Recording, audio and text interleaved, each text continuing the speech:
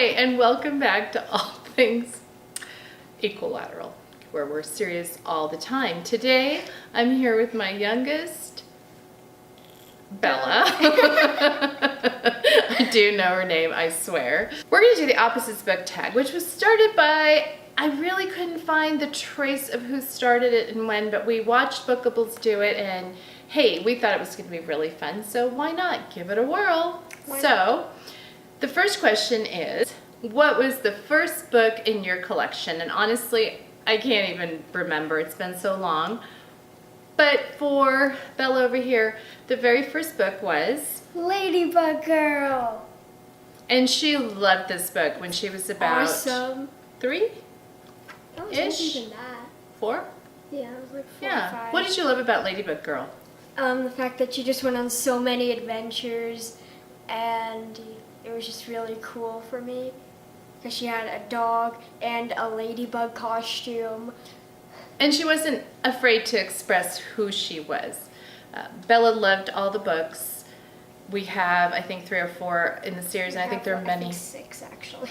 We have 6 in the series, and if you have a toddler, preschooler, kindergartner, that is the series that you should add to their collection. It's adorable, whether it's for girls or for boys, because Bumblebee Boy appears in the second book. I just remember sitting with you and reading it and how much you loved it, so be sure to pick that up. The last book that you added to your collection is this one. I picked this one up at Walmart.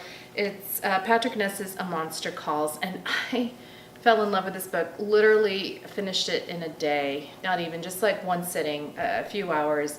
It is lovely. I plan to do a full book review on it, but it's going to be a movie soon, so be sure to pick it up. You'll definitely want to read this one. If you are a mom or a teen or a tween, the story is very, very, very touching and heartfelt. So the next question is, what's a cheap book on your shelf? And we shop a lot at Book Outlet. We shop a lot at our local used bookstore. We really are quite the bargain hunters. But I entered a contest on Twitter because I thought this book was adorable and something that both Bella and my older daughter Kat might enjoy, and heck, me too, because who doesn't love a boy band? We never win anything, but we won these 2 books from Jen Kalanita. The first one's called VIP, I'm with the Band, and the second book just came out, VIP, Battle of the Bands. This is for readers who like Dork Diaries and Wimpy Kid. Really, really cute sounding premise about a girl, because of her mother, she gets to tag along with her favorite boy band. Can you even imagine that? Well, I don't have a favorite boy band, so no, I can't imagine it. But your sister does. So She does. we'll share this and we'll read this and we will review it together on this channel. Right, Bella? Yes, we will. Sure we will. Our most expensive book on our shelf is the illustrated version of Harry Potter and the Sorcerer's Stone. Very expensive.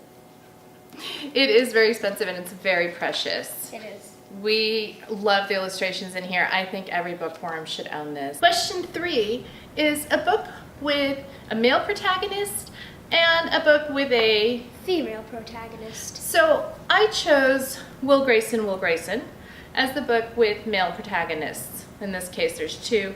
They're both named Will Grayson. Also, one of the most fantastic side characters, Tiny. Just adore him. If you haven't read Will Grayson, do. It's written by John Green and David Levithan. It's really well written. Pick it up. I would suggest this for maybe, the teen years. Not quite tween years, though. If Bella's really interested, she can read it. For the one I chose with the female protagonist is The Hunger Games. Because Katniss is in here, and she is a very strong female protagonist, as she is the Mockingjay. Spoiler. her next question is a book you read quickly and a book that took you a while to read. A book that I read quickly is The Selection by Kiera Cass. This book is really awesome. You just fly right through it, and it's just amazing. How long did it take you to read it? I think 1 or 2 days. 1 or 2 days. A book that took you a while to read. In fact, I haven't finished it yet, but look, the cover, the book jacket is off, so that means I'm in the process of reading it and have been since its release day, is Twilight, Life and Death. Look, I even have bookmarks like on both sides. Apparently I'm rereading Twilight and rereading Life and Death. I'll get through this. Eventually. Maybe. Still not Midnight Sun, but you know, kind of cool. A book with a pretty cover. And a book with an ugly cover. For me, the one with the pretty cover would have to be The One, which is the third book in this selection series. It's just such a pretty cover, and it's also an amazing book. It is a pretty cover. Ugly cover. This is tough because it's subjective and because I really love most of the covers that even now in retrospect they might be looking kind of ugly, but I love them at the time. And yes, I'm thinking of like Twilight, it's so iconic. But I chose Sarah Dessen's series, the original covers. I read Saint Anything, but I plan to read the rest of these, which is why we bought them. But we bought them with the previous covers. They have new covers now. I don't know, you know, I'm a mom, sitting in the pull-through lane, reading this. Yeah. Not the most imaginative of covers, let's just say that. So the next question is a thin book versus a Thick book. and for the thin book, I have one of my childhood favorites, Little House in the Big Woods.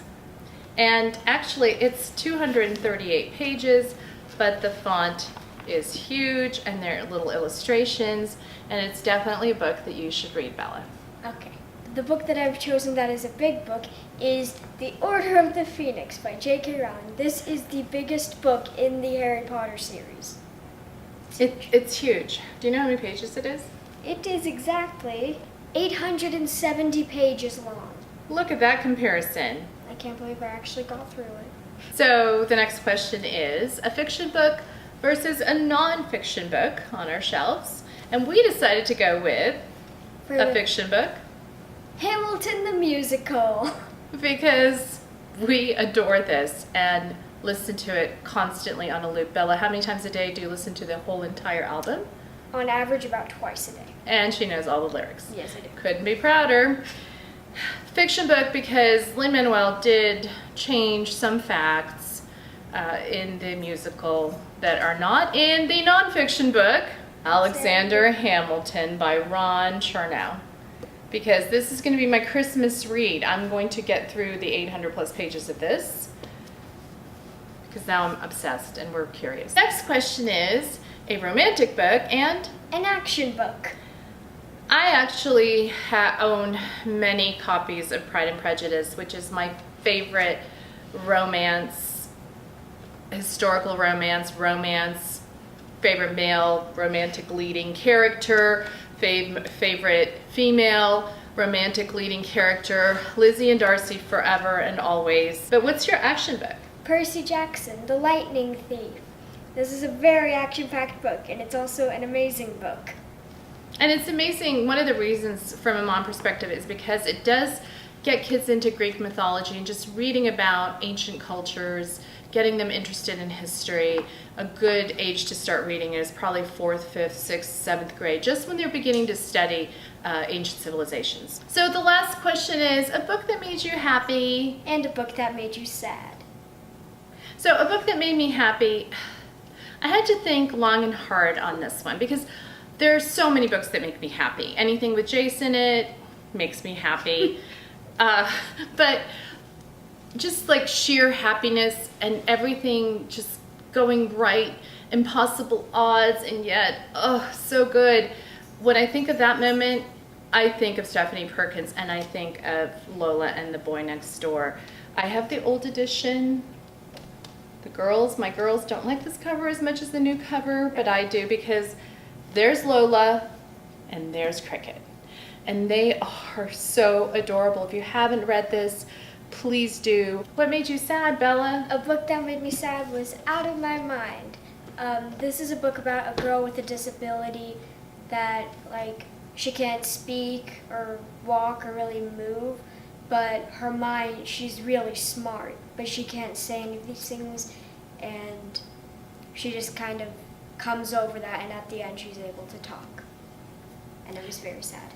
And this book is one that Bella's recommended to me over and over again. She read it. How quickly did you read this? A day. A day. Like, she flew through this book. So it was sad, but sometimes sad is worthwhile. And I'm thinking of A Monster Calls, which, you know, I love that book so much. You go into it knowing that it's going to be sad, but then you come out of it and it's in the writing. The writing is so well done that it kind of lifts you up and out of that sadness, maybe gives you a glimmer of hope or just, you know, a dash of reality, which we sometimes need. So, thank you for joining me in the opposite book tag, but I'm so glad you're here. Anyway, what do I always say, Bella? To end this? Something. I say cut.